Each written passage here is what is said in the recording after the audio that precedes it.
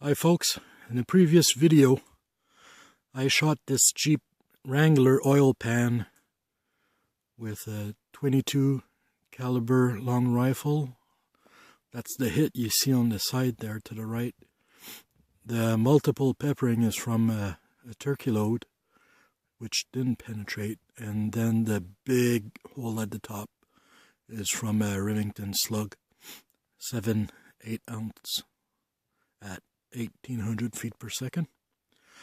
One round that I didn't try that I wanted to try before I left was a 22 short, and I'll try to hit it dead center because I'm pretty sure that long rifle would have penetrated if it would have hit center instead of on the curve there to the side. So let's give it a shot.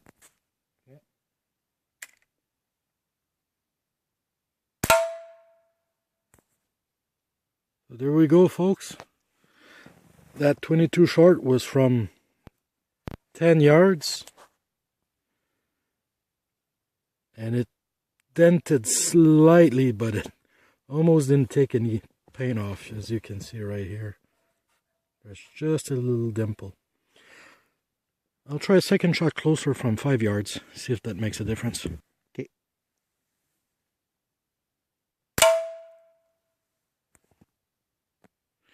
As you can see, folks, the impact was pretty similar from 5 yards. So we'll try a long rifle and center it dead center, see if it can penetrate.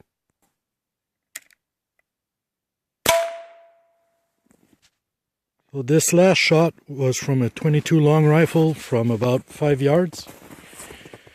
And you can see, folks, Jeep JK Wrangler 2012 oil pan, bulletproof with a 22 short, but not bulletproof with a .22 long rifle from 5 yards.